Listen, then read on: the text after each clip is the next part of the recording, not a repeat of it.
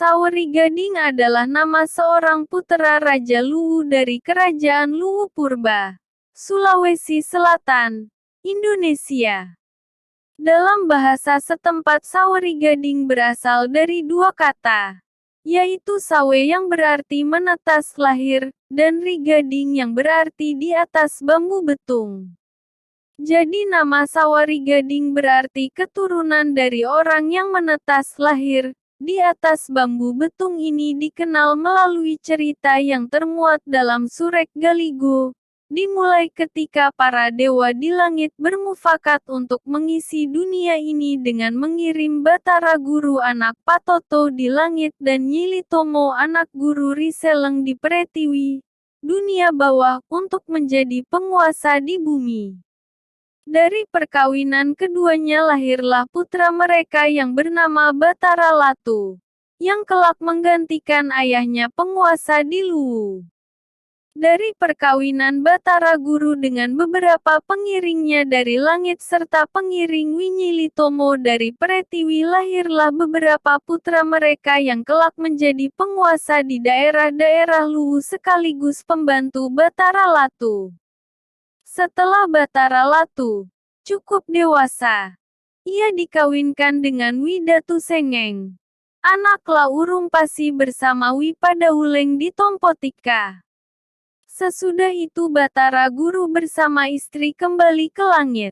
Dari perkawinan keduanya lahirlah Sawerigading dan Witenriabeng sebagai anak kembar emas, yaitu seorang laki-laki dan seorang perempuan.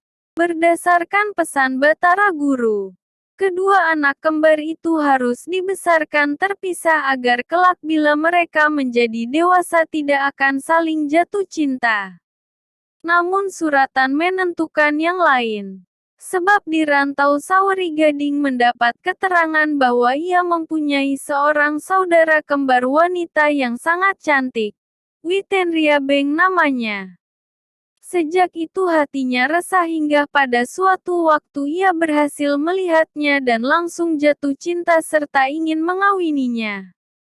Maksud itu mendapat tentangan kedua orang tuanya bersama rakyat banyak. Karena kawin bersaudara merupakan pantangan yang jika dilanggar akan terjadi bencana terhadap negeri, rakyat dan tumbuh-tumbuhan serta seluruh negeri kebingungan. Melalui suatu dialog yang panjang, berhasil juga Witenriabeng membujuk saudaranya untuk berangkat ke negeri Tiongkok memenuhi jodohnya di sana. Iwi Cudai namanya. Wajah dan perawakannya sama benar dengan Witenriabeng. Pada waktu Sawerigading berangkat ke Tiongkok, Witenriabeng sendiri naik ke langit dan kawin dengan tunangannya di sana bernama Remang Rilangi. Dengan mengatasi hambatan demi hambatan, akhirnya berhasil juga Sawerigading mengawini Iwi Cudai yang tunangannya, Setiaponga, sudah lebih dahulu dikalahkan dalam suatu pertempuran di tengah laut dalam perjalanan menuju ke Tiongkok.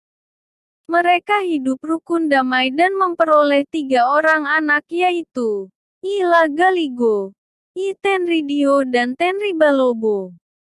Dari seorang selirnya Iwi Cimpau, Sawerigading memperoleh seorang anak bernama Witenriwaru.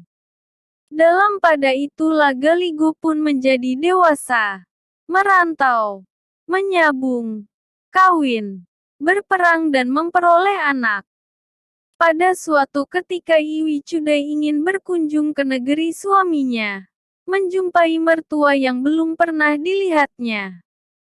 Sawerigading bimbang mengingat akan sumpahnya dahulu, ketika hendak bertolak ke Tiongkok, bahwa seumur hidupnya tidak akan lagi menginjakkan kaki lagi di tanah Luwu. Tetapi sayang akan istri, anak dan cucu dibiarkan berlayar sendiri tanpa ditemani. Akhirnya ia pun ikut serta. Setiba di Luwu, Patoto menetapkan akan menghimpun segenap keluarganya di Luwu. Dalam pertemuan keluarga besar itulah ditetapkan bahwa keturunan dewa-dewa yang ada di bumi harus segera kembali ke langit atau Pretiwi dengan masing-masing seorang wakil. Tidak lama setelah para kaum keluarga pulang ke negerinya masing-masing, Saori Gading bersama anak, istri dan cucunya pulang ke Tiongkok. Di tengah jalan tiba-tiba perahunya meluncur turun ke Pretiwi. Di sana ternyata disambut gembira penguasa untuk menggantikan neneknya sebagai Raja Pretiwi. Di Pretiwi ia masih memperoleh seorang anak yang kemudian kawin dengan anak Witenryabeng di langit, yang selanjutnya dikirim ke Luwu untuk menjadi raja di sana. Akhirnya tibalah saatnya pintu langit ditutup sehingga penguasa yang ada di Pretiwi tidak lagi leluasa pulang pergi. Dengan ketentuan sewaktu-waktu kelak akan dikirim utusan untuk memperbarui darah mereka sebagai penguasa. Inilah sejarah hidup Saori Gading. Tirasa Channel.